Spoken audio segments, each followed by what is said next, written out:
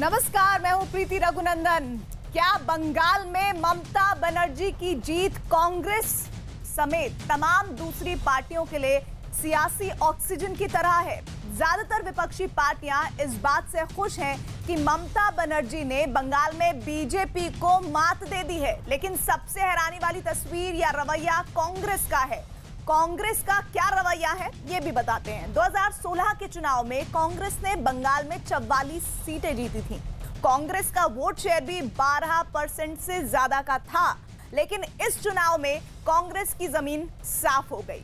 सियासी तौर पर बंगाल में कांग्रेस लगभग खत्म हो गई है, जिसे लेकर खुद कांग्रेस के ही कई नेता सवाल उठा रहे हैं। दूसरी तरफ बंगाल हारने के बावजूद बीजेपी की सीटों में जोरदार बढ़ोतरी हुई है।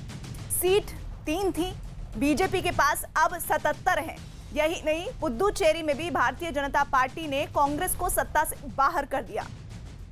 असम में भी फिर से बीजेपी की सरकार बन रही है। तो क्या वाकई ममता बनर्जी के लिए जीत पूरे विपक्ष के लिए उत्सव का मौका है? आज इस सवाल पर होगी देश की सबसे बड़ी बहस। ममता की जीत से विपक्ष को ऑक्सीजन। क्या ममता बनर्जी के बंगाल विजय में विपक्ष अपने लिए सियासी संजीवनी ढूंढ रहा है? कांग्रेस, अखिलेश यादव, तेजस्वी यादव, उमर अब्दुल्ला सब ममता बनर्जी की जीत से उत्साहित हैं, लेकिन सबसे हैरानी वाला सियासी रवैया कांग्रेस का है। बंगाल में कांग्रेस की जड़ उखड़ गई। असम में वो बीजेपी से सत्ता नहीं छीन पाई। पुदुचेरी में बीजेपी ने कांग्रेस को सत्ता से बेदखल कर दिया। इसके बावजूद कांग्रेस ममता बनर्जी की जीत का ढोल पीट रही है। जरा सुनिए महाराष्ट्र कांग्रेस के अध्यक्ष नाना पटोले का बयान। महिला मुख्यमंत्री को हराने के लिए केंद्र के शीर्ष नेता, देश के प्रधानमंत्री, देश के गृह मंत्री, देश के कारोबार को देखने की जगह उनको हराने के पीछे लगे, और उस माध्यम से पूरे देश में जिस तरह से कोरोना का फैलाव हुआ। टीएमसी के सामने आत्मसमर्पण था, वामपंथियों का, कांग्रेस का, दोनों का, और उन्होंने कहीं ना कहीं भारतीय जनता पार्टी को रोकने के लिए अपने आप को भले ही खत्म हो जाए पर भारतीय जनता पार्टी को रोकना है। इस प्रकार जैसे सुसाइड बम होता है कि नहीं, उसकी तरह उन्होंने काम किया है। हालांकि बंगाल से जुड़े कांग्रेस नेताओं की लाइन इससे बिल्कुल अलग है। सुनिए कांग्रेस के दिग्गज नेता अधीर रंजन चौधरी का ये बयान। এই যে মমতা ব্যানার্জি যেখানে থাকলো পুরো একদম কমিউনিয়াল প্রচারটা করে গেল। কমিউনিয়াল প্রচার একদম মানে বলে দিল যে মোদিকে ঠেকাতে দিদিকে ভোট দাও।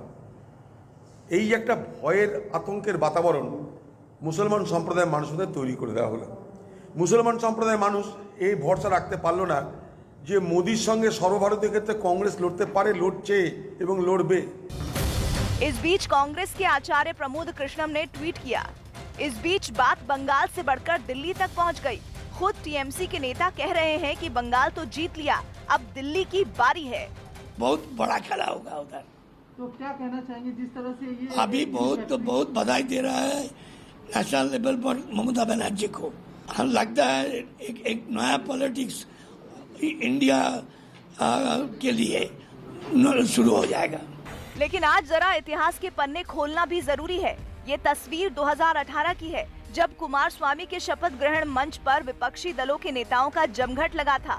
सबको एक उम्मीद थी कि विपक्ष एकजुट हो गया तो बीजेपी को मात देना आसान होगा, लेकिन 2019 के लोकसभा चुनाव में ये भ्रम भी टूट गया।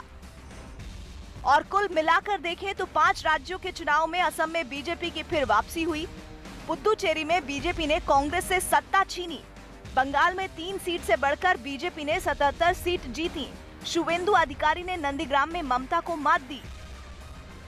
तो सवाल है, क्या वाकई बंगाल में बीजेपी की हार विपक्षी पार्टियों के लिए कोई शुभ संकेत है, या फिर ममता बनर्जी की जीत में दूसरी विपक्षी पार्टियां अपने अपने हिसाब से खुशी ढूंढ रही हैं? आज इसी पर होगी देश की सबसे बड़ी बहस। ममता की जीत से विपक्ष को ऑक्सीजन। तो अहम सवाल होगा ये हमारी चर्चा का कि ममता की जीत से क्या विपक्ष को ऑक्सीजन मिल रहा है। लेकिन 5 राज्यों के विधानसभा चुनाव के नतीजों का उससे पहले विश्लेषण कर लेते हैं। सबसे पहले जिसमें बात सामने आई वो ये कि राष्ट्रीय राजनीति में ममता का कद बढ़ गया है। इसमें कोई शक नहीं है। और दूसरी अहम बात जो सामने आ रही है, इस 5 राज्यों के विधानसभा नतीजों के बाद वो क्षेत्रीय दलों के प्रभाव से कांग्रेस की मुश्किल बढ़ी है। पहले से ही कांग्रेस इस बात से जूझ रही है। पहली बार बंगाल में कांग्रेस और लेफ्ट को 0 सीट मिली है, यानी पूरी तरह से सफाया। कांग्रेस और लेफ्ट के लिए वजूद बचाने की चुनौती है वेस्ट बंगाल में। अब तो कुछ बचा ही नहीं है, बचाएंगे क्या?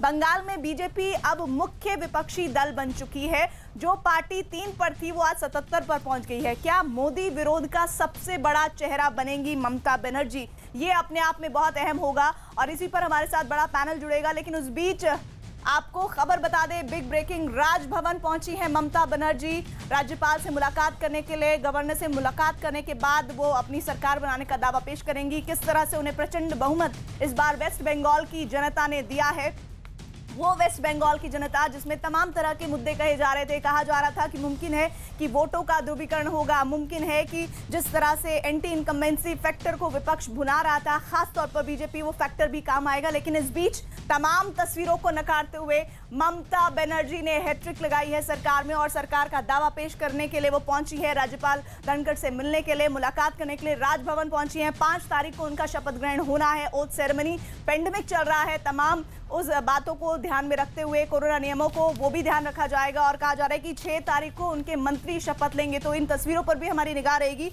लेकिन इस बीच खास पैनल हमारे साथ जुड़ रहा है। आज की चर्चा में हमारे साथ जुड़ रहे हैं, सबसे पहले परिचय करा दूं, मेरे साथ बीजेपी के स्पोक्स पर्सन जुड़ रहे हैं गौरव भाटिया साहब। साथ ही हमारे साथ अनुराग भदौरिया समाजवादी पार्टी का पक्ष रखने के लिए, और साथ ही हमारे साथ जुड़ रहे हैं आलोक मेहता जी जो कि वरिष्ठ पत्रकार हैं, और इसके अलावा तौसीफ खान राजनीतिक विश्लेषक। और थोड़ी देर में जानकारी मुझे मिल रही है कि आचार्य प्रमोद कृष्णम भी हमारे साथ जुड़ रहे हैं। तो चलिए मैं अनुराग भदौरिया से डिबेट को शुरू करने जा रही हूं। अनुराग, मुझे इस बात का जवाब दीजिए कि 5 राज्यों के विधानसभा चुनाव के बाद क्या विपक्ष को वो चेहरा मिल गया है जो 2024 के लिए विपक्ष ढूंढ रहा था? देखिए, देश में जब जब अन्याय हुआ है, कहीं भी, हिंदुस्तान एक हुआ है। आपने देखा जिस तरह से भारतीय जनता पार्टी नफरत की राजनीति कर रही थी और पश्चिम बंगाल में जो उसने नफरत का जहर घोला है, आज तक वहां पे वो हिंसा दिखाई पड़ रही है। उसकी वजह से आपने देखा देश के सारे नेता, चाहे समाजवादी पार्टी हो, चाहे राष्ट्रीय जनता दल हो, चाहे दूसरे दल हो, सभी जाके वहां पे ममता बनर्जी के साथ खड़े हुए और लास्ट में ममता बनर्जी जी जीती।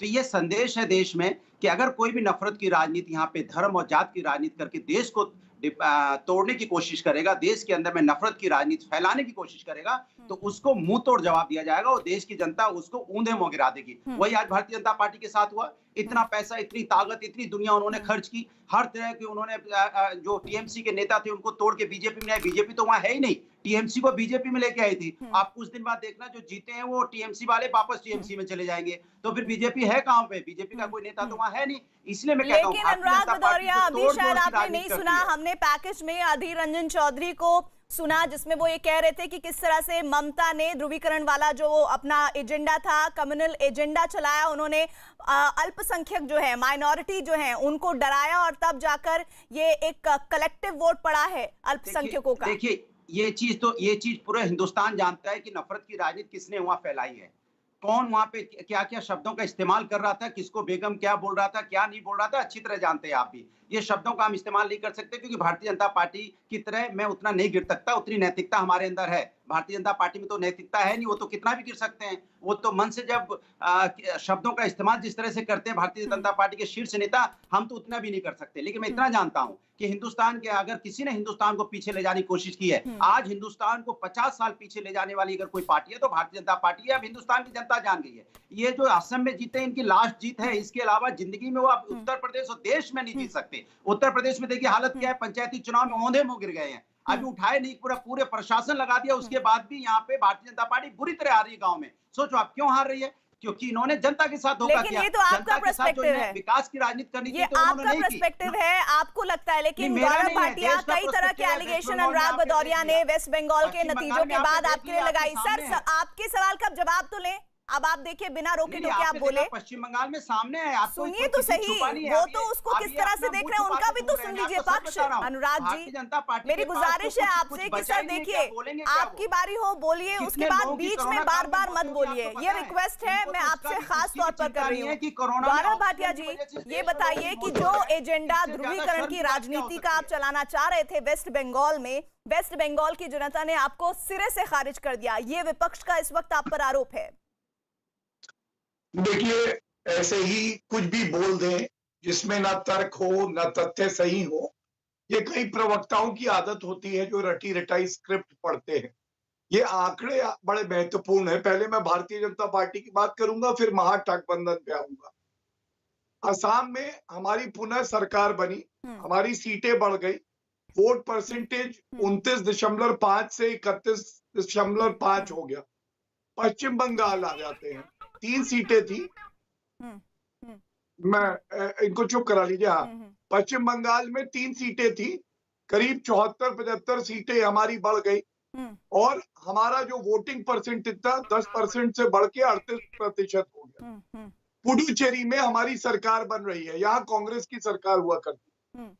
तमिलनाडु में हमारी सीटें बढ़ गई, वोट परसेंटेज बढ़ गया और केरला में वोट परसेंटेज बढ़ गया। ये क्या दर्शाता है? ये दर्शाता है कि जो हमारी विचारधारा है, जिससे हम कभी समझौता नहीं करते, वो पूरे देश में फैल रही है, चाहे पूर्वोत्तर के राज्य हो चाहे दक्षिण भारत हो। और दूसरी तरफ आप देखिए, गौरव मैं आपको रोक रही हूं बीच में क्योंकि एक और महत्वपूर्ण खबर वेस्ट बंगाल से ही आ रही है और इस मामले में बता दें कि कल जब से नतीजे सामने आए हैं तब से लेकर उससे पहले से कई तरह की हिंसा की घटनाएं हुई हैं, जिसमें बीजेपी के दफ्तर पर भी हमला किया गया है। केंद्र ने इस मामले में रिपोर्ट मांगी है और केंद्र ने रिपोर्ट मांगकर ये जानने की कोशिश करने की कवायद शुरू की है कि आखिर ये सब कौन करवा रहा है और उन पर जल्द से जल्द कार्रवाई हो। ममता सरकार से इस मामले पर रिपोर्ट मांगी गई है। अमिताभ सिन्हा हमारे साथ हमारे वरिष्ठ सहयोगी जुड़े हैं। अमिताभ, और क्या क्या कहा गया है इस रिपोर्ट में? देखिए, मैं अभी एक जानकारी बता रहा हूं सूत्रों के हवाले से कि बंगाल में जिस तरह से हिंसा फैली है तृणमूल कांग्रेस की जीत के बाद, जिस तरह से टारगेट किया गया बीजेपी के वर्कर को, उसको लेकर गृह मंत्रालय बहुत चिंतित है और गृह मंत्रालय ने बंगाल सरकार से रिपोर्ट तलब की है। अब गवर्नर धनखड़ साहब भी अब थोड़ी देर में वहां के शीर्ष अधिकारियों को बुलाकर मिलने वाले हैं, उनको तलब किया है। लेकिन सबसे बड़ी बात कि गृह मंत्रालय ने बंगाल सरकार से रिपोर्ट तलब की हिंसा को लेकर। जी, तो ये कब तक रिपोर्ट देनी होगी? अब रिपोर्ट मांगी है हिंसा के ऊपर तो जल्दी से जल्दी देनी होगी। अभी तो सरकार बनी नहीं है वहां पर, लेकिन गवर्नर को रिपोर्ट देनी पड़ सकती है उसके ऊपर जिसको लेकर उन्होंने तलब किया है तमाम अधिकारियों को। यानी कि मुमकिन है कि 5-6 तारीख के बाद ही रिपोर्ट वापस आने की उम्मीद जताई जा सकती है। शुक्रिया अमिताभ हमारे साथ जुड़ने के लिए। जी गौरव, आप अपनी बात पूरी कीजिए। धन्यवाद। और ये बड़ी चिंता है आप लोगों के लिए क्योंकि चुनाव के दरमियान वोटिंग वाले दिन, और अब देखिए लगातार ये तस्वीरें आ ही रही हैं वहां से। बिल्कुल ये चिंताजनक है, केवल भारतीय जनता पार्टी के लिए नहीं, हर नागरिक के लिए, क्योंकि मुख्यमंत्री ममता बनर्जी ने संविधान बार बार तार तार किया है। किसी भी नागरिक ने किसी भी पार्टी के लिए वोट किया हो प्रीति जी, लेकिन उसकी जान को अगर खतरा हो जाए, भारतीय जनता पार्टी के कार्यालयों को जला दिया जाए, तो ये अराजकता और गुंडागर्दी की जो सोच टीएमसी की है वही दर्शाता है। और इस वक्त भी मुख्यमंत्री ममता बनर्जी हैं, उनको ये सुनिश्चित करना चाहिए कि हर नागरिक की जान सुरक्षित हो। और वो नंदीग्राम से चुनाव हार गई। प्रीति जी, ये क्यों हुआ? ये इसलिए हुआ क्योंकि उनकी सोच यहां भी गैर संवैधानिक थी। वो कह रही थी कि बाहरी लोग क्यों आ रहे पश्चिम बंगाल में। प्रीति जी, भारत की धरती पे कोई भी भारतीय किसी भी जगह जा सकता है, वो बाहरी नहीं हो सकता है। अब मैं आता हूं एक तस्वीर। लेकिन गौरव भाटिया, आप आगे बढ़े उससे पहले एक बात मैं कहना चाहूंगी कि वेस्ट बंगाल की जीत को नंदीग्राम की हार से आप खारिज नहीं कर सकते हैं। प्रीति जी, मैं आपकी बात से सहमत हूं। हम लोग वो पार्टी नहीं है, हमारी विचारधारा ये नहीं है कि ईवीएम पे ठीकरा फोड़ दें, इलेक्शन कमीशन को दोषी बताएं। हमने तो स्वीकार किया, हम लोग चिंतन करेंगे और मजबूत होकर आएंगे और पश्चिम बंगाल में भी सरकार बनाएंगे। हमने किसी और को आरोप नहीं दिया, लेकिन कार्यकर्ताओं को मारा जाए, आगजनी हो, कार्यालय जलाए जाए, प्रताड़ित किया जाए भाजपा के कार्यकर्ताओं को, ये उचित नहीं है, संविधान के तहत नहीं। अब एक बात और कह दूं, ये देखिए ये तस्वीर है, ये आपने दिखाई भी थी शायद, ये सारे नेता आए, महागठबंधन है ये हर बार आता है। ये कोई सकारात्मक बात नहीं करता, ये केवल एक ही बात करता है बहुत कि साफ नरेंद्र नहीं मोदी दिख रही जी है, को लेकिन मुझे कैसे लग रहा है 2018 की ये तस्वीरें हैं बिल्कुल कुमार स्वामी के ओथ सेरेमनी की। इसमें मेरा ठीक है, एक सवाल ठीक है, है। हाँ। अभी एक प्रवक्ता चिल्ला रहे थे कि कोई और गिरा नहीं सकता। अरे बिल्कुल सही कह रहे हैं। 2014 में इनकी 5 सीटें आई थी लोकसभा में। 2017 में जनता ने ऐसा थप्पड़ मारा, 50 सीटें रह गई विधानसभा में उत्तर प्रदेश में, और 2019 में 5 सीटें रह गई। पश्चिम बंगाल में कितनी सीटें आई हैं? देखिए मैं समाजवादी पार्टी के पास नहीं जाना चाहती। देखिए मैं उनको वक्त दे चुकी हूँ, मेरे पास बाकी पैनलिस्ट भी हैं, दोनों में तो मैं होगी, किसी व्यूअर को कुछ समझ नहीं आएगा। ठीक है, उनसे जवाब ले लेंगे, लेकिन हमारे साथ आचार्य प्रमोद कृष्णम जी जुड़ गए हैं, जिनसे मैं चाह रही थी कि मैं डिबेट आज उन्हीं से ओपन करूं, लेकिन अचानक से वो हमारे साथ शुरुआत में जुड़ नहीं पाए। आचार्य जी, आपका स्वागत है। शुरुआत इस बात से आपसे कर रही हूं कि पुदुचेरी में भारतीय जनता पार्टी के लिए बहुत कुछ, कांग्रेस के लिए वहां कुछ भी नहीं। असम में फिर बीजेपी ने वापसी की, आपके लिए कुछ नहीं। वहीं दूसरी तरफ अगर हम बात करें, तमिलनाडु को छोड़ दें, उसमें भी आप बस पकड़ के बैठे हुए हैं किसी तरह से साथ को। आप मुझे बताइए कि आप लोगों के लिए क्या है इन 5 विधानसभा चुनाव के नतीजों में, जो कांग्रेस के लगातार जो नेतागण हैं बड़े खुश हैं, गदगद हैं? देखिए प्रीति जी, जहाँ तक 5 राज्यों में जो चुनाव हुआ है उसका जो परिणाम है वो कांग्रेस के पक्ष में बिल्कुल नहीं गए हैं। इसमें कोई, इस सत्य को स्वीकार करने में कोई हर्ज नहीं है और कोई मुझे दिक्कत नहीं हो रही है। जहाँ तक सवाल है कि आपने जो शो ऑर्गेनाइज किया उसमें लाइन चल रही है कि विपक्ष को एक मौका मिल गया है और ममता की दीदी की जीत पर, तो ये भी एक पक्की बात है, क्योंकि पिछले 7 सालों से एक ऐसा मैसेज देश में था कि नरेंद्र मोदी जी और अमित शाह की जो टीम है इन्हें हराया नहीं जा सकता है। तो एक मौका तो राजस्थान में जब कांग्रेस जीती थी, छत्तीसगढ़ में जीती थी, मध्य प्रदेश में जीती थी तब मिला था, पंजाब में जीती थी, दिल्ली में अरविंद केजरीवाल की सरकार बनी थी, और अब इस दूसरी मोदी जी के जो ये जो टीम कार्यकाल है, इसमें अब ममता बनर्जी के ऊपर जिस तरह के हमले किए जा रहे थे, तो प्रीति जी उससे ऐसा लग रहा था कि बंगाल में बीजेपी पूरी ताकत से जुटी है और जीत जाएगी। ऐसा टेलीविजन चैनल्स, एग्जिट पोल सब में दिखाया भी जा रहा था। मगर ममता बनर्जी की जो वहां जीत हुई है उससे ये मैसेज साफ हो गया है कि नरेंद्र मोदी और अमित शाह जी की जोड़ी को भी हराया जा सकता है। तो ये विपक्ष के लिए एक बहुत बड़ी लाइन है, मैं इससे सहमत हूं और विपक्ष को इसका फायदा उठाना चाहिए। लेकिन फिर कांग्रेस पार्टी के नेतागण इतने खुश क्यों हैं? आपके लिए हैप्पी पॉइंट क्या है? ये बात बिल्कुल आपकी वाजिब है प्रीति जी, ये आपका जो तीर है ये बिल्कुल मेरे ऊपर लग रहा है। मैं कांग्रेस पार्टी के साथ हूं और कांग्रेस पार्टी का जो इस समय दौर चल रहा है वो एक संकट का दौर है। कांग्रेस पार्टी के वरिष्ठ नेताओं को आत्मचिंतन की भी आवश्यकता है और आत्ममंथन की भी आवश्यकता है। अब मंथन अगर होगा तो उससे अमृत भी निकलेगा, विष भी निकलेगा। अब विषपान कौन करेगा, अमृत किसके हिस्से में जाएगा, ये तो समय बताएगा। लेकिन मैं इस हार को स्वीकार करता हूं और मैं ये आपके चैनल पे ये मांग भी करता हूं अपनी पार्टी के वरिष्ठ नेताओं से कि भाई सारे राज्यों के प्रभारी को हटा देना चाहिए। इसलिए आपका ये जो मंथन का प्रोसेस का इशारा कांग्रेस के लिए खास तौर पर किन किन लोगों से है, थोड़ा विस्तृत होकर बताइए। प्रीति रघुनंदन जी, आप बहुत ही वरिष्ठ पत्रकार हैं और संजीदगी से बात कर रही हैं। मैं बिल्कुल साफ दिल से आपको बताना चाहता हूं कि राजनीति में, सार्वजनिक जीवन में नैतिक मूल्यों का निर्वहन करना, यानी नैतिकता भी एक चीज होती है और कुछ नेता उसका बहुत बड़ा पालन करते हैं। पंडित नेहरू से लेके लाल बहादुर शास्त्री और पंडित अटल बिहारी वाजपेयी और जो इस तरह के जो लोग थे वो नैतिक मूल्यों का निर्वहन करते थे। उसी परंपरा का पालन करते हुए 2019 में जब चुनाव हारे तो कांग्रेस की अध्यक्षता से राहुल गांधी जी ने इस्तीफा दिया था।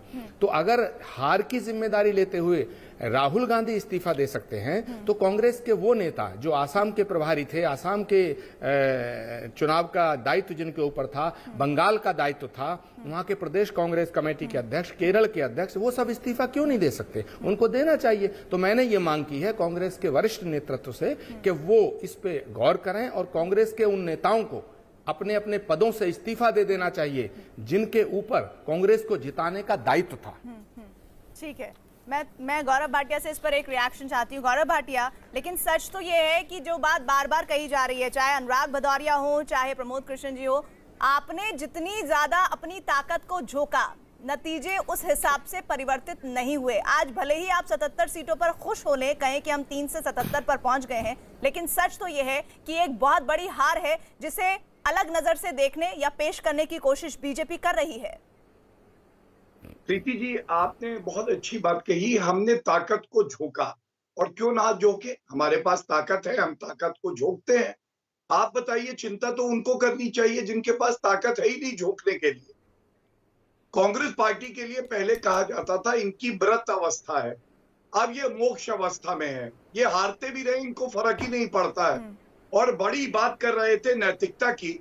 राहुल गांधी ने इस्तीफा दिया सोनिया गांधी जी से पूछ के। सोनिया गांधी जी ने पूछा राहुल गांधी से, मैं अध्यक्षा बन जाऊं? फिर से अध्यक्षा बन गई। गांधी परिवार में ही रिवॉल्विंग चेयर गेम खेला जा रहा था। आप बताइए, पश्चिम बंगाल में ये लेफ्ट के साथ चुनाव लड़ी और 0 सीटें इस गठबंधन की आई, तो ये ठगबंधन नहीं था और क्या था? तीसरी बात, राहुल गांधी ने कहा कि प्रवक्ता जो है किसी टीवी डिबेट में नहीं जाएंगे। कल की डिबेट में नहीं आए थे, केवल कोविड पे चर्चा होगी। आज मैं देख रहा हूं यहाँ पे प्रमोद कृष्णम जी बैठे, कल पी चिदम्बरम जी एक चर्चा में मेरे साथ थे। सिर्फ बात इतनी है कि जब ये चुनाव हारते हैं तो ईवीएम पे ठीकरा फोड़ते हैं, इलेक्शन कमीशन पे फोड़ते हैं। इतनी भी हिम्मत नहीं कि चर्चाओं में आए और सुने कि एंकर और नागरिक क्या कहना चाहते हैं इन लोगों से। और ये सब बेगानी शादी में अब्दुल्ला दीवाना। अरे हम दूसरे नंबर पे है ना पश्चिम बंगाल में, असम और पुडुचेरी में सरकार तो बनाई है ना। आपने क्या किया है? अब ये बताइए, सपा की कितनी सीटें आई? चलिए ठीक है, आप अपनी सीटें बता दीजिए आचार्य जी, और कुछ कहना भी चाह रहे हैं। प्रीति जी, मैं गौरव भाटिया जी से ये कहना चाहता हूं कि कांग्रेस पार्टी के अंदर इतनी नैतिकता तो है कि मैं कांग्रेस पार्टी का समर्थक और कांग्रेस पार्टी के भीतर ये आवाज उठा रहा हूं कि भाई अधीर रंजन चौधरी जी का इस्तीफा होना चाहिए, वेणुगोपाल जी का इस्तीफा होना चाहिए, असम के प्रभारियों का इस्तीफा होना चाहिए। लेकिन प्रीति जी, लेकिन गौरव भाटिया जी, मेरी बात सुनिए। जब आप बोल रहे थे मैंने इंटरप्ट नहीं किया, प्लीज। आप तो बहुत ही वरिष्ठ अधिवक्ता भी हैं, जरा सुन लीजिएगा, जरा सुन लीजिएगा। लेकिन क्या प्रीति जी, या नहीं देना चाहिए? मैं जवाब दे रहा हूं, आप शांत तो रहिए, संयम रखिए ना। मैं जो कहने जा रहा हूं आप सुन तो लीजिएगा। मैं कहना चाहता हूं, भारतीय जनता पार्टी में किसी की हिम्मत है कि जेपी नड्डा जी का इस्तीफा मांगे, अमित शाह जी का इस्तीफा मांगे, दीदी और दीदी कहने वाले प्रधानमंत्री जी का इस्तीफा मांगे?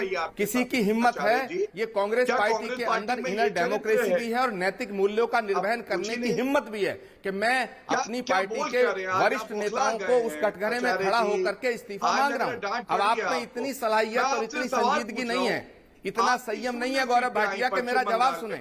मैं आपसे पूछना चाहता हूं, देश के गृह मंत्री ने यह कहा कि 200 पार अब की बार, गांधी को तो क्या गृह मंत्री ने देश के सामने झूठ नहीं बोला? भारत के प्रधानमंत्री जी ने यह कहा कि 200 पार हमारी सरकार बनेगी, 2 मई दीदी गई, तो क्या देश के प्रधानमंत्री जी को, देश के गृह मंत्री को, भारतीय जनता पार्टी के राष्ट्रीय अध्यक्ष को अपने पदों से इस्तीफा नहीं देना चाहिए? बीजेपी के अंदर किसी की हिम्मत है जो नैतिकता के आधार पर देश के गृह मंत्री का, बीजेपी के अध्यक्ष जेपी नड्डा का इस्तीफा मांगे? कांग्रेस पार्टी के अंदर इतनी नैतिकता है? गौरव भाटिया, आप संयम से सुनना नहीं चाहते क्योंकि सत्य को स्वीकार करना बीजेपी की आदत नहीं है। भारतीय जनता पार्टी का जो ढोल था वो फट चुका है। वेस्ट बंगाल के अंदर क्या हुआ बताइए? राहुल गांधी तो वहां जा ही नहीं पाए, डर गए। असम में क्या हुआ बताइए ना, आप उत्तर नहीं देना चाहते। मेरा सवाल यह है कि देश के प्रधानमंत्री ने यह कहा था कि 2 मई दीदी गई, तो 2 मई भी आ गई लेकिन दीदी नहीं गई। तो क्या देश के प्रधानमंत्री ने इतना बड़ा झूठ क्यों बोला? क्या प्राइम मिनिस्टर को इस तरह की बातें शोभा देती हैं? क्या देश के गृह मंत्री को इस तरह की बातें शोभा देती हैं कि पब्लिक डोमेन में भारत का गृह मंत्री ये कह रहा था कि 200 पार, हम 200 से ज्यादा सीट जीतेंगे? तो क्या उन्हें अपने उस वक्तव्य का ध्यान रखते हुए नैतिक मूल्यों के आधार पर भारत के गृह मंत्री को इस्तीफा देना चाहिए या नहीं देना चाहिए? मैं मांग करता हूं कि देश को गुमराह करने के लिए, देश में अफवाह फैलाने के लिए भारत के गृह मंत्री, प्रधानमंत्री और बीजेपी के राष्ट्रीय अध्यक्ष को इस्तीफा देना चाहिए। प्लीज आप उन्हें बनाए रखिए, राहुल गांधी, सोनिया गांधी को बनाए रखिए। हम तो यही जी, आपने मेरी बात को आपने सुना नहीं। मैं क्या कहना चाहता हूं, आप कायदे से बात सुनिए, कायदे से जवाब दिए। मैंने आपके सवाल का जवाब दिया गौरव भाटिया जी, मैंने आपके सवाल का जवाब दिया। आप तो जवाब सुनना नहीं चाहते, आप सत्य का सामना नहीं करना चाहते। ऑमलेट बनाएंगे क्या? क्या बात कर रहे हैं आप? मेरी भाई? बात तो सुनो, हर बार सारे आपने लोग सवाल कर इकट्ठे हो लिया। जाते। थोड़ा फुरफुरा शरीफ, थोड़ा सा संयम दिखाइए बदरुद्दीन ना। बदरुद्दीन अकबर असम में, फुरफुरा शरीफ पश्चिम बंगाल में। चलिए, मैं आप दोनों को यहाँ पर रोक रही हूँ। चलेंगे? मैं आलोक जी आपके पास आना चाह रही हूँ, लेकिन एक बार मैं पॉलिटिकल व्यू सबसे ले लेना चाहती हूँ, इसलिए तौसीफ खान का रुख कर लेती हूँ। तौसीफ, मुझे ये बताइए कि जिस तरह से हैट्रिक ममता सरकार ने लगाई, उसके बाद से ही हम देख रहे हैं, जब रुझानों में ही तस्वीर साफ हो रही थी, तब से ही वेस्ट बंगाल में हिंसा हो रही है और खास तौर पर बीजेपी के दफ्तर पर निशाना बनाया गया या फिर बहुत ज्यादा हिंसा हो रही है। और ये टीएमसी पर लगातार आरोप लग रहा है कि ये सब कुछ टीएमसी की शह पर हो रहा है।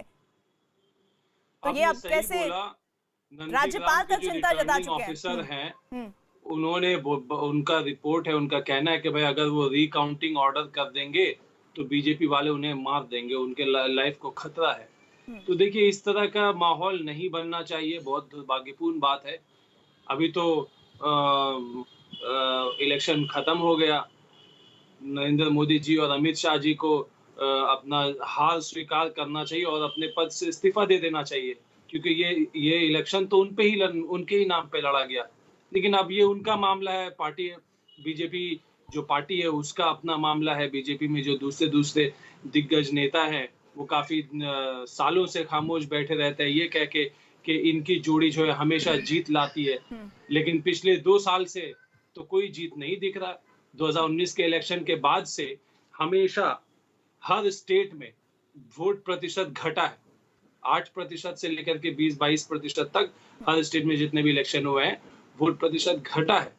तो अब ये उनका कहने का है। देखिए अभी भी एक तौसीफ आपको एडमिट करना चाहिए, अभी भी 38%। एक मिनट गौरव भाटिया, एक मिनट रुके। अभी मैं इसी चुनाव की बात कर रही हूँ। 38% वोट शेयर है बीजेपी का और वो सबसे मजबूत विपक्ष है अभी मौजूदा स्थिति में वेस्ट बंगाल में आपके लिए। तो इसको भी एडमिट कीजिए। 40-42 से घट गया ना। 2019 में कितना था उनके पास? तो आप भी लोग कहते थे तब कि 2016 में जो विधानसभा का चुनाव था उसको कंपेयर कीजिए। अब आप खुद ही, जैसे ही नतीजा है, आप खुद 2019 से कंपेयर करने लग गए। मैडम, आपको इतनी मिर्ची क्यों लगती है? मैं तो फैक्ट्स पे बात कर रही हूँ। अच्छा, एक मिनट तौसीफ खान सुनिए, नहीं मिर्ची की बात नहीं, एक बात सुनिए। आप जब बीजेपी के लोग आते थे और कहते थे कि भाई हमारा 2019 में वोट शेयर बढ़ा है 45%, तब आप कहते थे कि नहीं लोकल मुद्दे अलग होते हैं, लोकसभा चुनाव अलग होता है। अब आप ही उस बात को मुकर के वही बात ला रहे हैं बीच में। देखिए, मुझे आपसे बहस नहीं करना है, ऐसे नहीं होता है यार, ऐसे नहीं होता है। ऐसे इस तरीके से सवाल पूछना है। आपने देखा, मैंने गौरव भाटिया से भी पूछा, मैं आपसे भी पूछ रही हूँ। नहीं, आप बीजेपी के प्रवक्ता को मत बुलाइए, उनसे फिर बहस मुझे करने की कोई जरूरत नहीं है। हम तो कर ही नहीं रहे ना, हम कह रहे हैं आप उनसे बहस कीजिए, आप अपनी बात रखिए। कि हाँ, 122 सीट में 2019 में असेंबली क्षेत्र में 122 सीट के असेंबली क्षेत्र में बीजेपी को बढ़त थी या नहीं थी 2019 में? मैं 1 मिनट वो तो अभी उत्तर देना चाहता हूँ। 2 साल में वो बढ़त जो 120-22 से वो कहते थे कि 200 ले जाएंगे, वो 120-22 से घट करके उस बात का जवाब मैं गौरव भाटिया से ले रही हूँ। लेकिन ये भी तो आप बताइए ना, 3 से 77 पर बीजेपी कैसे पहुंच गई? लोगों ने रिजेक्ट किया है ना। आप तो ऐसे प्रोजेक्ट करती हैं जैसे कि उन्हें बड़ा जीत मिल गया। मैं प्रोजेक्ट नहीं कर रही हूँ, फैक्ट्स पे बात कर रही हूँ। 3 से 77 पर आना, इसे आप क्या मानते हैं? ये बढ़ोतरी मानेंगे, घटोतरी मानेंगे? आप क्या कहेंगे? आप भी बता दीजिए। चलिए, हो सकता है मैं शायद बहुत कमजोर हूँ गणित में, लेकिन 3 से कोई भी पार्टी 77 पे आती है तो कामयाबी है या फिर असफलता उसकी? क्यों भूल जाती है? 3 से वो पहले 122 में पहुंचे, उसके बाद 122 से अभी 77 में पहुंच गए हैं। तो अभी जो है 2 साल में उनकी पॉपुलैरिटी घटी है। लोगों ने उनके काम को पसंद नहीं किया है, लोगों ने बीजेपी के नफरत वाली राजनीति को पसंद नहीं किया है। ये कम्युनलिज्म वाली गौरव भाटिया, केंद्र के जरिए जो भी काम हो रहा है उसको वेस्ट बंगाल की जनता ने नापसंद किया है और इसी वजह से आप लोगों को ये सीटें मिली हैं और विपक्ष में बैठना पड़ रहा है आपको। हॉस्पिटल में लोग मार रहे हैं वो हिंदू मुस्लिम दोनों है। ऐसे थोड़ी है कि ऑक्सीजन की कमी से आप गौरव भाटिया को ले लेते हैं उनसे। आपके काम को बीजेपी, ये लोग चुप नहीं होते, एक बार बोलने लगते हैं। इनको लगता है कि बस बोलते जाओ, सुनो मत, किसी की बात सुनो। देखिए, सबसे पहले मैंने अपनी शांत करा लीजिए, नहीं तो बीजेपी से चुप कराइए, चुप करा लीजिए। आपको भी सुनना चाहिए, आपको भी सुनना चाहिए। चुप हो जाइए, अपनी बारी में बहुत बोले आप, मैंने सुना भी, सम्मान भी दिया। सबसे पहले मैंने इनसे एक संवैधानिक बात करी है, पेशे से वकील है, कानून व्यवस्था बनाए रखना किसका काम है? वहां जो हमारे कार्यालय जलाए जा रहे हैं, कार्यकर्ताओं को मारा जा रहा है, क्या ये गुंडागर्दी चलती रहेगी? इस पे कोई उत्तर नहीं दिया। ये भी नहीं कहा कि ये गलत है। दूसरी बात, आप भूल गए प्रधानमंत्री जी का रिपोर्ट कार्ड तो 2019, प्लीज, अब मैं बीच में नहीं बोला था, आप अपनी बारी में बोलिएगा प्लीज। ये सम्मान बनाए रखिए, मर्यादा बनाए रखिए। नहीं, गलत है तो सही कह रहा हूँ मैं। हाँ, तो अपनी बारी में मैंने भी इंतजार किया। प्रधानमंत्री जी का रिपोर्ट कार्ड जनता ने 2019 में दिया था। 303 सीटें आई थी और पश्चिम बंगाल में भी हमारी 18 सीटें आई थी, 2 से बढ़ के। मत भूलिएगा, बिहार के चुनाव अभी हुए, कौन जीता था? भारतीय जनता पार्टी की सरकार बनी ना वहां पे जेडीयू के साथ, किसी और की तो नहीं बनी। नंदीग्राम में 10 साल मुख्यमंत्री रही ममता बनर्जी, चुनाव हार जाती हैं। ये क्या दर्शाता है कि नंदीग्राम की जनता ने उन्हें उनकी कॉन्स्टिट्यूएंसी में हरा दिया। और मैं एक बात कहूंगा, ये सब पार्टियां वो है केवल सांप्रदायिक राजनीति करती हैं और संविधान को तार-तार करती है। इलेक्शन कमीशन ऑफ इंडिया से ममता बनर्जी कब माफी मांग रही हैं? निष्पक्ष चुनाव कराया उन्होंने, तभी आप जीते। और पैरामिलिट्री फोर्सेस का जिसका घेराव करने की आप बात कर रहे थे, उन वीर जवानों से और उनके परिवारों से पैर पे गिर के ममता बनर्जी को माफी मांगनी चाहिए।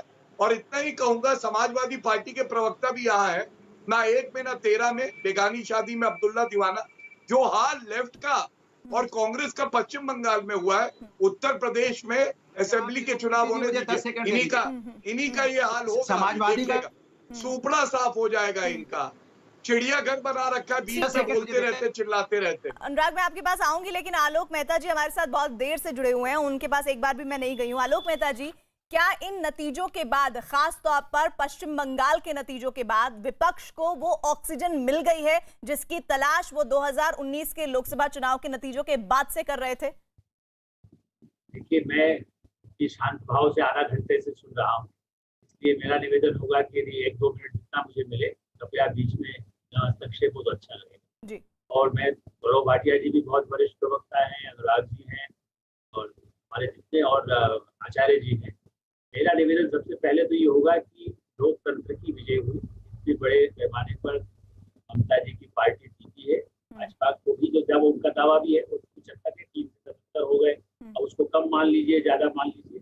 क्या ऐसा अवसर है कि कोरोना के खिलाफ इस मौके पर कुछ समय के लिए, मैं नहीं कह रहा हूँ कि कोई 2 महीने बाद सत्ता नहीं बदल सकती, ऐसा तो नहीं होगा कि अभी न बंगाल में बदल सकती है न केंद्र में, क्योंकि अभी कोरोना में सबको संभालना है। तो पहली बात, ठीक है, ऑक्सीजन बात की मिले, मेरा निवेदन है कि ऑक्सीजन मिली है कि सब एकजुट होकर के चुनाव चुके निपट गए। सपने की आलोक जी, आपकी आवाज बहुत साफ नहीं आ रही है, शायद कोई दिक्कत आ रही है, वो दुरुस्त करवाते हैं, मैं आपके पास दोबारा लौटूंगी। अनुराग भदौरिया, आप कुछ कहना चाह रहे थे?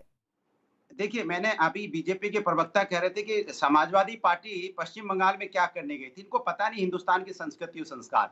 जब कोई बहन आवाज देती है कि कुछ ऐसे लोगों ने हमें घेर लिया है, हमें बचाना है, तो हम अपनी बहन को बचाने गए थे। और उन पार्टी से, जो पार्टी समाज के अंदर नफरत फैलाती है, उसको अपनी बहन की रक्षा की, उसको हरा के अपने घर वापस आ गए। लेने नहीं गए थे कि हमें वहां कुछ दे दो, हमें सीटें दे दो, हम लड़ने जाएंगे। हमने निस्वार्थ सेवा के लिए गए थे, क्योंकि राष्ट्र की बात थी, राष्ट्र की बहन मांग रही थी मदद, और राष्ट्र की बहन की मदद मांगने की जिम्मेदारी तो बीजेपी की भी होती थी, उन्होंने तो नहीं की। आज जो चिंता व्यक्त करते गृह मंत्री, आज चिंता व्यक्त कर रहे हैं, उस समय गृह मंत्री को चिंता नहीं हो रही थी जब नफरत की बात कर रहे थे खड़े होके, वहां पे नफरत की राजनीति बोल रहे थे, तब चिंता की बात नहीं थी कि अगर हम नफरत की राजनीति करेंगे, अगर आप बबूल वहां कांटा बोओगे तो क्या निकलेगा? वहां पे पेड़ में आपका कांटे लगा रहे थे ना वहां। आज क्या हालत कर दिया आपने पश्चिम बंगाल की, वहां नफरत की राजनीति में मारपीट शुरू करवा दी आपने। आज ऐसा माहौल बना दिया कि लोग एक दूसरे में आग लगा रहे हैं ऑफिसों में, दफ्तरों में। इसकी जिम्मेदारी है तो केंद्र सरकार की है और भारतीय जनता पार्टी की है, जिन्होंने नफरत की राजनीति वहां फैलाई। अरे हम तो बचा के आए हैं उनको, और बचा के वापस उत्तर प्रदेश में आके आपकी पार्टी को धूल चटा रहे हैं। अगर हिम्मत अनुराग, ये तो आपने गजब बात कह दी, इस पर तो तौसीफ खान का एक रिएक्शन बनता है। तौसीफ, हार रही है, ममता बनर्जी को समाजवादी पार्टी बचाने गई थी, ठीक है अनुराग भदौरिया, ये तो आपने बहुत ही दिलचस्प बात कह दी, इस पर तौसीफ खान का रिएक्शन जरूर बनता है। तौसीफ खान, ममता बनर्जी को बचाने के लिए उत्तर प्रदेश से सीधे वेस्ट बंगाल समाजवादी पार्टी पहुंची थी, निस्वार्थ भाव से सेवा करने के लिए। बहन ने मदद मांगी और भाई पहुंच गए, ऐसा था क्या? बहुत अच्छी बात है, बहुत अच्छी बात है। आपके बीजेपी के बहुत पुराने दिग्गज नेता, पुराने यूनियन मंत्री भी रह चुके, केंद्रीय मंत्री भी रह चुके हैं, यशवंत सिन्हा वो भी पहुंचे थे और भी लोगों ने बधाई दी थी, बहुत सारे लोगों ने। इसका तो हमने एक एग्जाम्पल 2019 के चुनाव में भी देखा था कि सारे लोग जब कलकत्ता आए थे ब्रिगेड परेड ग्राउंड में, ममता बनर्जी के दावत पे पूरा स्टेज भरा हुआ था, सारे अपोजिशन के लीडर एक स्टेज पर उस दिन मौजूद थे। ठीक है, तो देश हित में नीतियां नहीं है, नरेंद्र मोदी सरकार की जो नीतियां हैं वो देश हित में नहीं है। तो देश हित के काम करने के लिए यूनाइटेड अपोजिशन है तो बहुत अच्छी अच्छा, बात। उस यूनाइटेड अपोजिशन का चेहरा क्या 2024 में ममता बनर्जी बनने जा रही है तौसीफ खान? बिल्कुल, आप देखिए आगे आगे क्या होता है, आप देखिए। नरेंद्र मोदी जी के खिलाफ इतनी बड़ी दिग्गज नेता आज पूरे देश में, अगर किसी ने नरेंद्र मोदी जी को पॉलिटिकली डिमोलिश कर दिया है वो ममता बनर्जी ने किया, वहां बंगाल की जनता ने किया। तो अगला स्टेप तौसीफ खान, दिल्ली कूच की तैयारी है।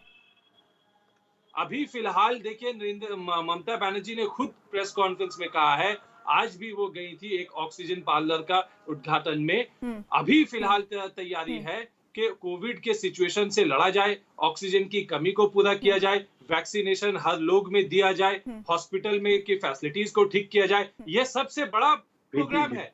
तृणमूल जो है वो बीजेपी की तरह नहीं है कि एक चुनाव खत्म हुआ दूसरे चुनाव की तैयारी में लग जाओ। यही तो प्रॉब्लम है। नरेंद्र मोदी जी चुनाव प्रचारक, अपने बीजेपी के प्रचारक ज्यादा हैं और प्रधानमंत्री जी कम है। वो ठीक है, गौरव भाटिया, प्रधानमंत्री जी का दफ्तर में जब फोन आता है महाराष्ट्र के चीफ मिनिस्टर से तो कहा जाता है कि वो बंगाल चुनाव में बिजी हैं। तो ऐसे देश नहीं चलता। देखिए प्रीति जी, यही वजह है कि आज प्लीज लोग दिल्ली में मारे जा रहे हैं, ठीक है, बेंगलुरु में मारे जा रहे हैं। देश कैसे चलता है ममता बनर्जी अब 2024 में बता देंगी गौरव भाटिया। देखिए, मैं प्रीति जी आपकी बात बड़े ध्यान से सुन रहा था। आपने कहा कि यूनाइटेड ऑपोजिशन को क्या ऑक्सीजन मिल गई है।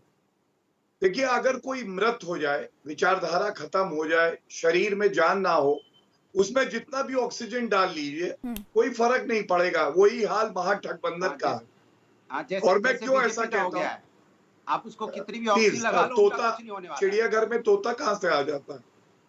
बीच में तोता बोलने लगता है। में बड़ा नहीं, ये तोता क्यों बोल रहा है? चुप कराइए तोते को। चिड़ियाघर थोड़ी ना है, नहीं है, ये चर्चा हो रही है।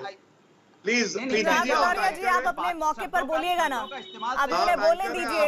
और आप भी ये तोता चिड़ियाघर, गौरव भाटिया प्लीज ना बोले। सब लोग अपने अपने सम्मान के साथ इस डिबेट में शामिल हो तो अच्छा रहेगा। न्यूज 18 का चैनल है, आपकी बड़ी डिबेट है, ये कौन सा तरीका है? Anurag Bhadauria please please please please थोड़ी देर शांत बनाइए रखिए अपने आप को। इस्तेमाल करना नहीं आता, ऐसे प्रवक्ता आपको हरा रहे हैं। देखिए, मैंने कहा, देखिए मैं आप सभी से गुजारिश करती हूँ, बार बार करती हूँ कि प्लीज अपने शब्दों पर जरूर ध्यान दीजिए। एक दूसरे के असम्मान के लिए कोई शब्द का इस्तेमाल ना करें। अब गौरव भाटिया को तो सुन लीजिए सर। बीजेपी से बोलूंगा कि ऐसे प्रवक्ताओं को टीवी पे मत भेजिए जिनको शब्दों का चयन नहीं पता हो, हिंदू संस्कृति, हिंदुस्तान की संस्कृति। ठीक है, आप अपनी बारी पर बोलिएगा गौरव भाटिया।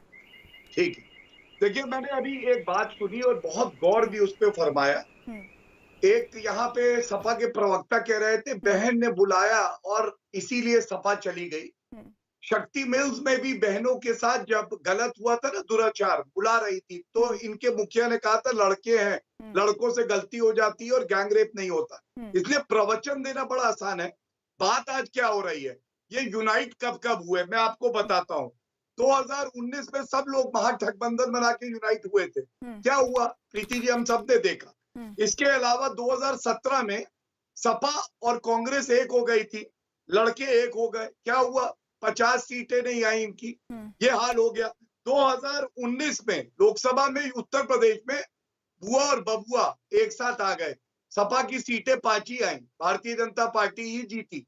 ये क्या दर्शाता है? आपके पास मजबूत विचारधारा होनी चाहिए जो हमारे पास है, मजबूत नेतृत्व होना चाहिए जो नरेंद्र मोदी जी, अमित शाह जी और जेपी नड्डा जी दे रहे हैं, और मजबूत संगठन होना चाहिए जो देश के प्रति समर्पित हो, तभी आप जीतेंगे। और इनसे आप पूछिएगा 77-80 बड़ा आंकड़ा है या 0 बड़ा आंकड़ा है? किसी ने लेफ्ट पे, कांग्रेस पे बात करी? नहीं करी।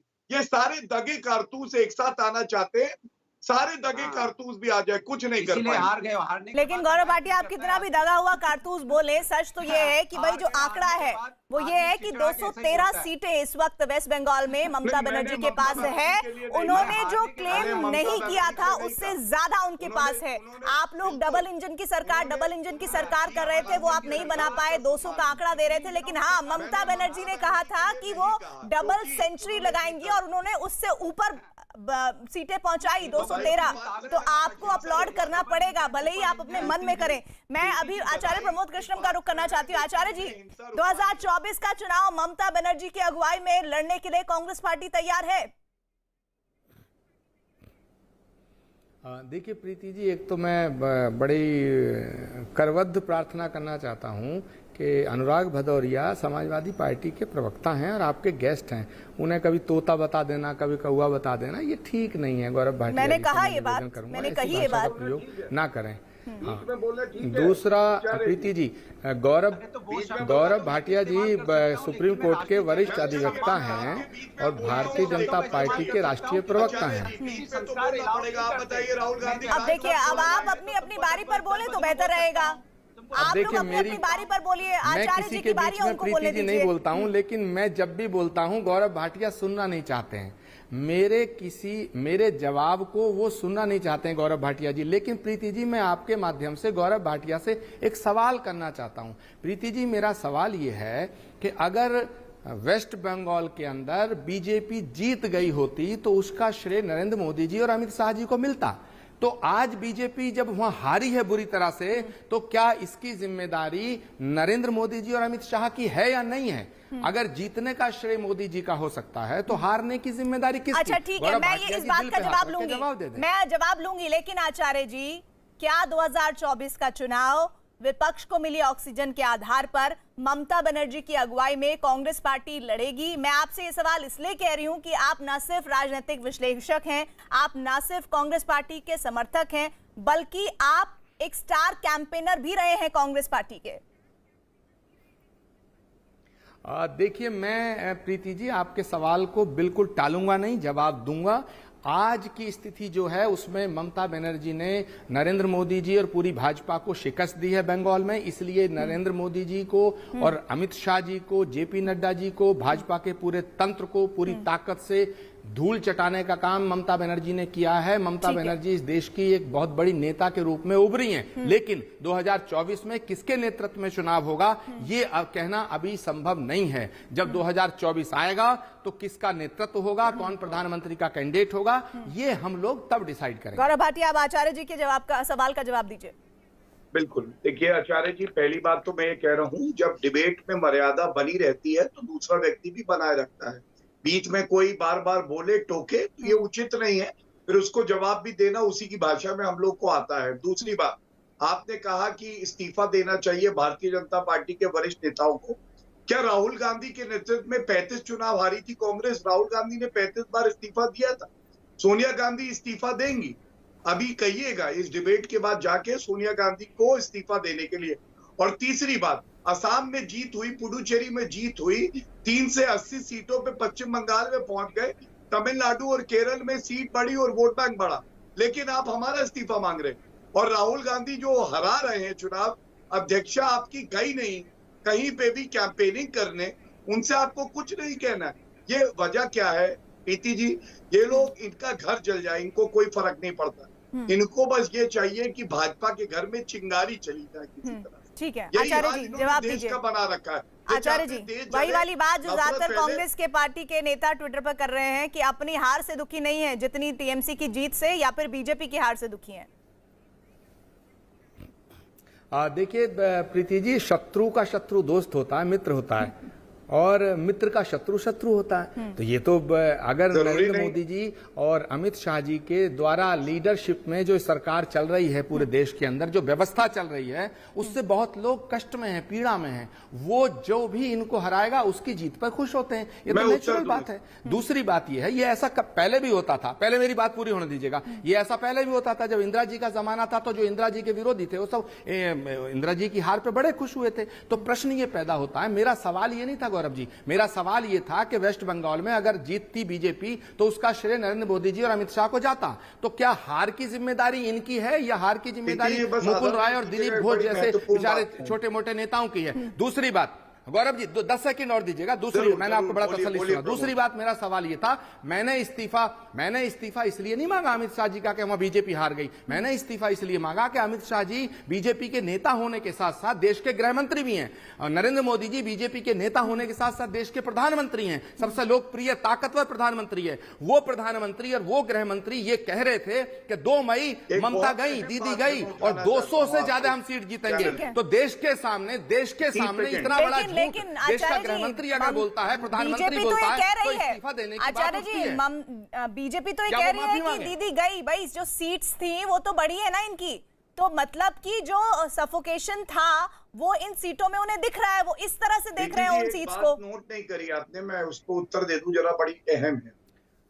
देखिए, ममता बनर्जी की पार्टी का तो मैं प्रवक्ता हूं नहीं, मैं तो देश के गृह मंत्री और प्रधानमंत्री जी का सम्मान रखते हुए देश की जनता देश के गृह मंत्री और प्रधानमंत्री पर यकीन करती है। तो जब देश का गृह मंत्री ये कहता है कि 200 सीट से ज्यादा हम जीत रहे हैं, तो इसका मतलब अमित शाह जी झूठ बोल रहे थे क्या? तो ये बात को क्लैरिफाई करने के लिए देश के सामने आना चाहिए। देश का प्रधानमंत्री कहता 2 मई दीदी गई, तो 2 मई दीदी तो नहीं गई, 2 मई में तो भाजपा गई। चलिए, देखिए, बहुत अहम बात बोल गए, मैं नहीं समझता हूं, बताना चाहते थे। इन्होंने कहा कि शत्रु का शत्रु दोस्त होता है। अब कांग्रेस बीजेपी को शत्रु मानती है और पाकिस्तान और चीन भी बीजेपी को ही शत्रु मानता है, क्योंकि हमने देश मजबूत किया है। इसीलिए तो पाकिस्तान का हाथ भी पकड़े रहते हैं राहुल गांधी। शत्रु का शत्रु दोस्त होता है, लेकिन मैं बताऊं भाजपा ये नहीं मानती है। अगर 2 शत्रु हैं, बात करें दोनों की, इनको फिर देखिए तोता उड़ता हुआ आ गया। कमाल है। तोते को चुप कराइए प्लीज। मैं पूछना तोता चाहता हूं, बीच में बोलेगा तो मैं तोता ही बोलूंगा। गौरव जी, ये तोता मैना क्या होता है? गौरव जी, ये कौवा, तोता, बिल्ली, ये क्या कह रहे हैं आप? आप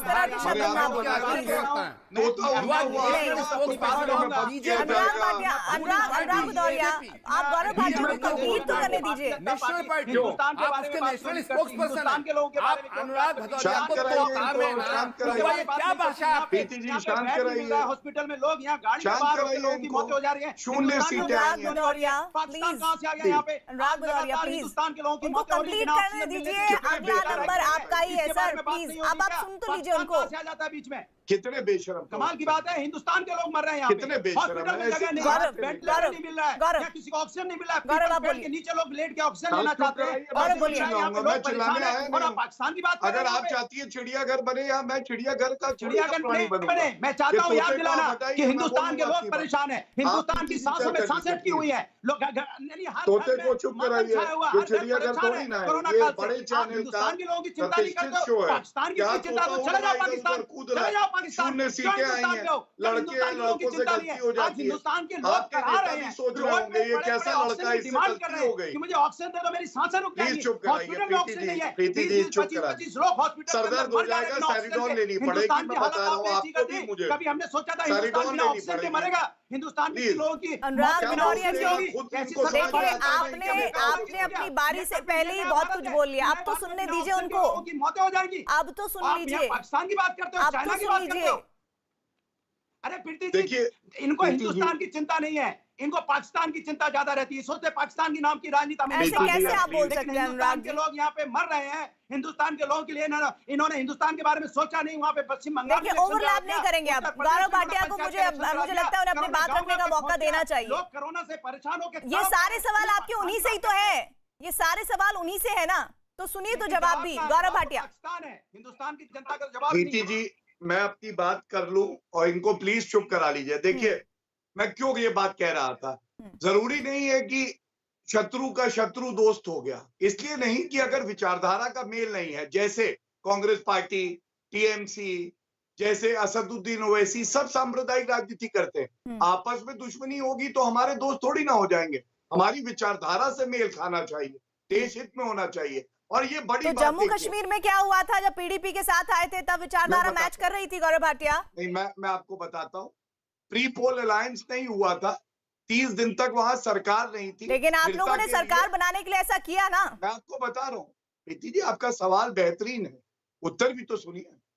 और फिर मैं एक बात भी कहूंगा, प्री पोल अलायंस नहीं हुआ था पीडीपी के साथ, पोस्ट पोल अलायंस 30 दिन तक वहां पे किसी के पास बहुमत नहीं था, वहां स्थिरता रहे, कश्मीर के हालात बेहतर रहे, तभी साथ आए थे मजबूरी में, और उसके बाद समर्थन भी हमने वापस लिया। लेकिन ये देखिए राहुल गांधी ने कल ट्वीट किया, ममता दीदी मैं आपको बहुत बधाई देता हूँ, भैया अपना घर उजड़ गया, 0 सीटें आई, और वो तब जब पिछले 70 साल में लेफ्ट और कांग्रेस का शासन रहा है, इन दोनों की मिलकर 0 सीटें आई, हमारी 80 सीटें देखिए कुछ नहीं सच तो ये है कि वेस्ट बंगाल में टीएमसी की जबरदस्त जीत हुई है, जिस पर टीएमसी के साथ साथ पूरा जो देश में विपक्ष है वो खुश है, क्योंकि उन्हें वो चेहरा, उन्हें वो मजबूत पार्टी चाहिए थी जिसकी तलाश 2024 के लिए की जा रही थी। लेकिन उस चेहरे पर क्या सारे विपक्षी दल एकजुट होंगे, ये महत्वपूर्ण बात है जिस पर आगे लगातार विश्लेषण चलेगा। आप हमारे साथ जुड़े सभी लोग बहुत बहुत शुक्रिया, बने रहिए न्यूज़ 18 इंडिया के साथ।